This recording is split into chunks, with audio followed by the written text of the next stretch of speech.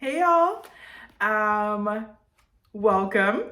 If you don't know me, my name is Brittany. I am no longer a bookstagrammer, but I kind of pivoted over to this new YouTube vibe of reviewing books, and I have my first book review for you right now.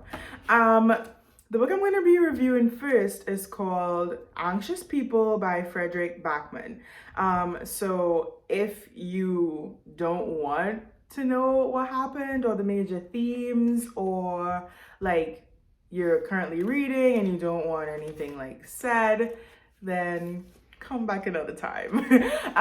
But yeah, a little backstory of like how I ended up reading this book. I typically wouldn't have read this book because I mostly just read books by Black authors or Caribbean like authors or like women authors or that kind of stuff. But I started a book club at my job, and we had like three options of books to choose from. This was one of them, and this is the one that most people wanted to read. So as the host, I have to read it. And it turned out like pretty cute actually. So I'm gonna just give my opinion on it. Don't come at me if it's not your opinion. But just go over some major themes that I like picked up on while I was reading, and then talk about my likes and dislikes. Okay, so let's get into it. First like theme or like big thing that was mentioned in this book is there two of the characters in this book, Jim and Jack. It's like a father-son relationship. They are police officers, and they're also like partners. So like how usually when there's like cops, they have like a partner that they work with for like a really long time, and they are partners. So there's a lot of like stressful tension there for like working with your father. And one of the like major things that Fredrik, the author, was trying to do is like show that there's like a desire to prove yourself with like between like a father and son both ways. So like I picked up on that, like the son really like wanted like his dad to like trust him and like see like, yo, like I can do this job, like it's okay, like and then the father wanted to prove to the son, obviously like he is older and he knows a lot more and is like more experienced, but he also wants his son to like want like to like, how can I explain it, like not want him but like be cool with him. Like I get the vibe the father's like trying to be like, I'm cool, like we can do this, like and it's like a lot of like trying to like prove themselves to each other, which I feel like is like relatable. I feel like children are always trying to prove themselves to their parents. I feel like the parents trying to prove themselves to the child was a little bit new to me. But maybe like other people like have seen that in their lives where their parents are trying to prove things to them. I didn't really relate to that much. Could be something that you like relate to. A very big theme in this book is the like challenges of parenthood. So like I'm trying not to like give away too much, but like the same thing with like the father and the son. There's also other characters in this book, like there's a lady who's pregnant. There is like an older couple who their kids have already like grown up and like left the house. There's other people too, but the like main themes are like parents go through a lot and they have like this like pressure on their shoulders to like be good parents and like do good things and like make sure that their lives and the lives of their children are like running smoothly. And so this book is like there's like at least like 7 or 8 different characters, and each of them each of them have like their own like story of like parenthood or like dealing with their parents. And there's like a very big theme of parenthood in here, which I'm not a parent, so like I could only understand like from a distance of like, yeah, that makes sense. Like you want to like make sure that your child is all set. I mean, like any normal person would understand that, but I feel like there's like specific things that the author like says where like if a parent read it, they would like immediately be like, oh, 100%, like, you know. And some people like who aren't parents probably wouldn't relate to that, like me, but still cute. Something else, anxieties of life, a very big theme in here. I mean, the name of the book is Anxious People. Every every character in here, I guess you can say they're like an anxious person, or they have like some type of like anxiety that they're dealing with, which is like pretty big that anybody can relate to. The author does a really good job of like making anxiety, like not making the anxieties of these people like understandable for you. So you're like, oh yeah, like definitely I can relate. Oh, like, oh yeah, that makes sense. So I guess that's kind of like the biggest, most overall theme, since the name is Anxious People. There are themes of love and marriage. So there are like quite a few married couples in the book.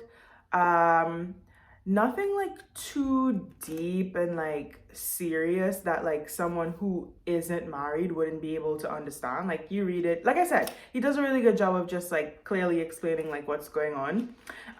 So that's another big theme. There's like some death mentioned in here. There is like gender stereotypes mentioned in here of like what we think of when we hear of like, if we, because one of the, okay, I'm not gonna say it because then I'm gonna spoil it. I really don't want to spoil it for y'all, but there's some gender like stereotypes in here. And then most of the characters in here, their stories kind of are like interrelated, interconnected type of vibe. I really like that because it's like an onion and like you keep like peeling off the layers and it's like, oh wow, like, you know, and so they all like blend really beautifully in the end. And I think like I said in the beginning, it ended up being a really cute book. I think my biggest likes are that like some of the chapters are really, really short. Like I can actually show you, like look at chapter 2. It's like 1 page or half of a page. But none of the chapters are super long, which I really like because I read this book called Liberty last year, and one chapter was like 50 pages, y'all. And when I tell you, it was a struggle for me to like even just get through it. So I'm just glad. I love books that have like short, sweet chapters. I could just be like, yes, like I'm just going and going. So that's one of the things that I really liked about this book. Like I said, I liked how the stories were interconnected. That like gave it like a cute little, it was like a unraveling, like a mystery, like, oh wow, like that's so cool, or oh wow, that's so crazy. I like how Fredrik, I like how he made all the characters, like he made us think more of like their humanity and like made them human and like made it seem like any of us in this world could have like made the decisions that the people in this book made, which was like really like, okay, like it gave you like, it made you feel like empathy for them, which I think is a really good trick. And there's humor in this book. I think like there have like been certain times when I'm reading it and I'm like chuckling a little bit. Not like weak, like but more of a like I don't know if I've ever read a book where I'm like laughing. Actually, not true. I think I actually laughed out loud a couple times for such a fun age. But this one you can get a little chuckles in. And then my only like dislike about the book is that it's not super long, but it is like, you know, good size. I just feel like a lot of it was like, can we get to it? It's like you have to like figure out a mystery basically, because it's about a bank robbery that goes wrong, and then the bank robber goes into an open house where there's like 6 or 7 people currently and takes them hostage. So it's like you're trying to like figure out who's the bank robber, like what's going on, like that type of vibe. So it is like, I understand why it was like this long and like it took a minute, but it also like took a minute. I was like, okay. By the time I was like halfway through and I didn't know who it was, I was kind of like, sheesh, can we get to it? But then in like about 3/4 of the way, it like kind of like picked up, and then I like found out who it was, and then they gave like stories at the end of like how it all like tied together. So I feel like it could have been shorter. It depends. When you read it, you might be like, oh no, it was like the perfect length for me. But yeah, that is my review of Anxious People. I hope I didn't like, I don't think I gave away anything actually. I was just talking about themes and things that I liked and didn't like. So good job, Brittany. I'm still reading this book with my book club at work. We might be done maybe at the end of March. But yeah, I read through it already, and I'm on to another book. But yes, thank you guys so much for listening to me talk about this book for 11 minutes. Like, subscribe, comment, share, all that good stuff, and I will be back very soon. I'm still reading Harlem Shuffle. That's going to be my next book review. And once I'm done with that one, I'll be back here with a new video. All right. See you guys.